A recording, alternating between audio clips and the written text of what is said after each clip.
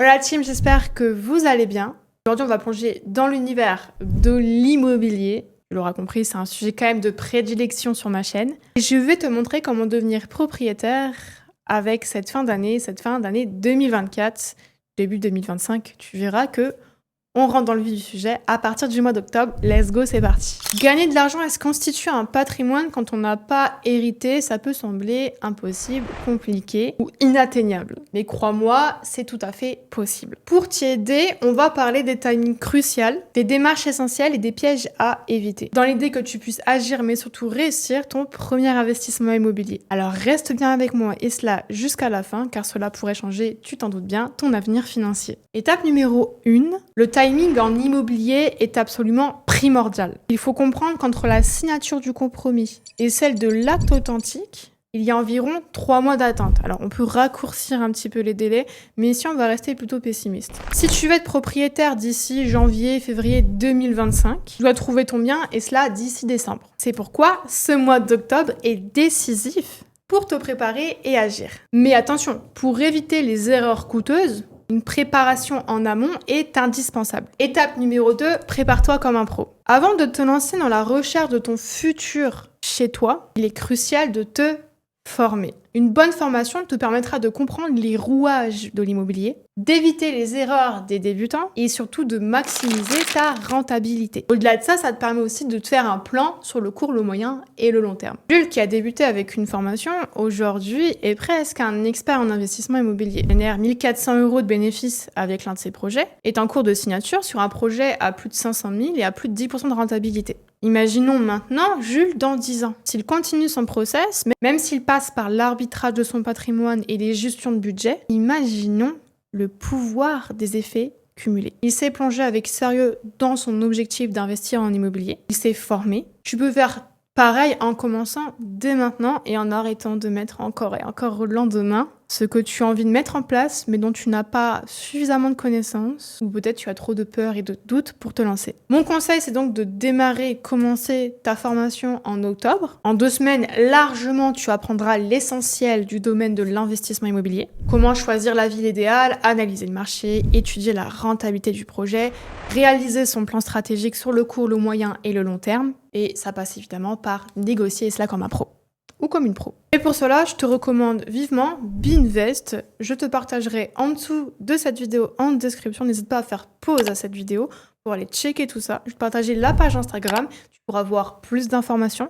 Si tu es intéressé, tu peux aussi envoyer un message privé sur Instagram car je te réponds. Étape numéro 3, le plan d'action pour octobre-novembre. Première semaine, analyse du marché. Choisis la ville ou la région dans laquelle tu aimerais investir.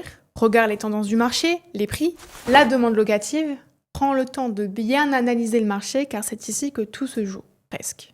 Deuxième semaine, le réseau, la préparation des offres off-market. Alors attention pour off-market, j'y reviens. Tu vas commencer à rechercher, à construire ton réseau. Agent immobilier, notaire, courtier, si c'est nécessaire pour toi. Ces contacts te permettront d'accéder à des propriétés, des offres en avant-première, où tu peux faire aussi sinon tout simplement le choix de rejoindre Binvest et où là justement, on te donnera accès à de nombreux investissements. Pour information, on a partagé plus de 200 projets rentables en 2023 en avant-première à nos membres. Si encore une fois tu as des questions par rapport à ça, je t'invite à checker directement en description. Si on revient un peu plus à la normale, où tu fais toutes ces recherches de ton côté, où tu prends un peu plus le temps sur ton projet. Tu vas devoir un peu préciser ce que tu recherches, le pourquoi du comment, le type de projet, le type de bien, les budgets, les emplacements, et pas tout à fait, mais on va rester simple ici. Troisième semaine, les visites, et cela intensive. Et oui, c'est le moment de visiter. Comme Jules qui l'a appris lors de ses débuts, ne te limite pas à un seul bien. Et c'est ce qu'on fait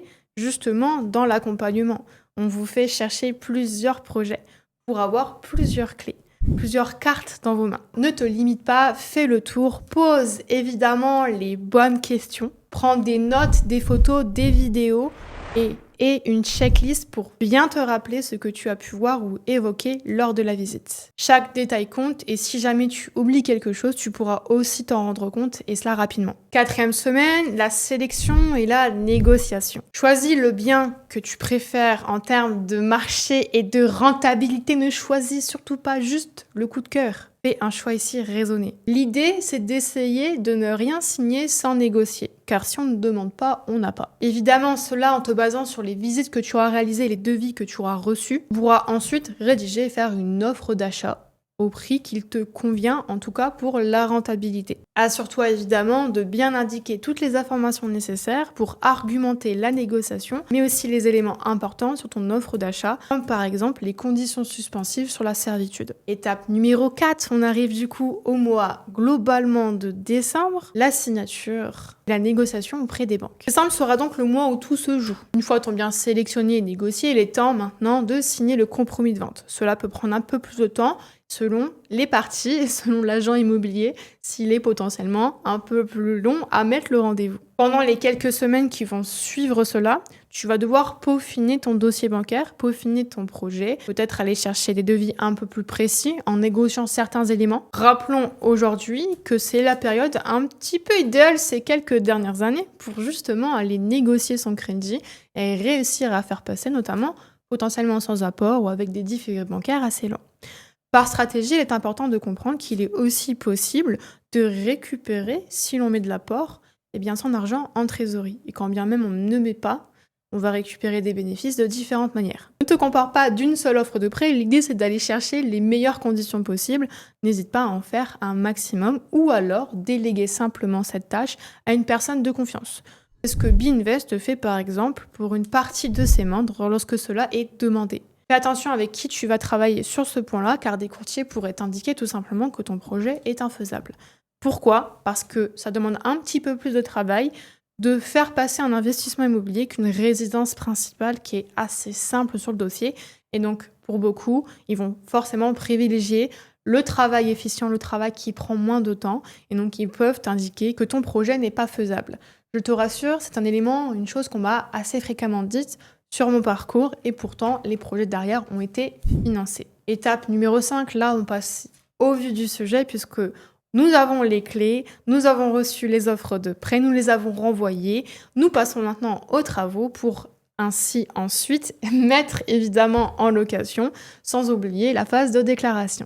Une fois l'acte authentique signé, ce qui peut être plus ou moins rapide, janvier et février, tu pourras évidemment à la réception des clés, démarrer les travaux. Dans le cas de Jules, par exemple, sur son premier projet, qui est un petit projet en soi, il a réalisé aussi une partie des travaux, une grande partie des travaux, ce n'est pas une obligation. C'est important de comprendre son profil dès le démarrage, savoir si on peut un petit peu y passer du temps, et sinon, justement, calculer cela en amont. Donc c'est bien avant qu'il faut le faire, la signature, évidemment, mais à ce moment-là, on démarre justement les travaux. Entre-temps, tu auras pu contacter des artisans par exemple. N'oublie pas certaines garanties, ça fait partie évidemment de la formation de base que tu dois avoir pour éviter justement les erreurs ou les retards. Si tu prévois une rénovation légère, ton bien pourrait être assez rapidement mis en location sur février, mars, peut-être un peu plus tard. Si les travaux sont un peu plus lourds, on peut compter peut-être quelques mois, encore que cela dépend aussi de ce qu'il y a à faire et avec qui tu travailles. Mais n'oublie pas un élément important, chaque euro investi dans les travaux doit être réfléchi. Un bien qui est rénové et qui est bien meublé est un bien qui se louera plus cher et qui se valorisera dans l'immédiat. Donc fais attention, ne fais pas la passe sur cette partie-là. Tu peux évidemment, encore une fois, le déléguer, mais pour le déléguer, aussi cela, ça s'apprend. Si jamais tu es intéressé justement pour te lancer dans l'investissement immobilier ces quelques prochaines semaines ou quelques mois ou pourquoi pas années, je vais t'inviter à regarder directement en description. Tu as un e-book offert qui t'aide à te lancer dans l'investissement immobilier. Si tu veux aller un peu plus loin avec une formation complète qui reprend toutes les étapes nécessaires et qui te fait comprendre et négocier tous les éléments importants, et cela avec un accompagnement, je t'invite également à aller t'abonner sur la page Binvest, sur la page Instagram, et à venir poser également toutes tes questions. Si tu n'as pas encore liké et partagé cette vidéo, je t'invite à le faire. Cela peut motiver et aider ton entourage. Et si jamais tu as des questions, tu peux également les poser dans les commentaires. Comme d'habitude, j'y réponds. Avant de te quitter, je t'invite également à t'abonner ici sur YouTube, car je poste des vidéos tous les dimanches qui parlent de gestion financière, de finance et d'investissement. Sur ces belles paroles qui, j'espère, t'auront poussé à agir et plus seulement à réfléchir à ton projet, je te dis à la semaine prochaine.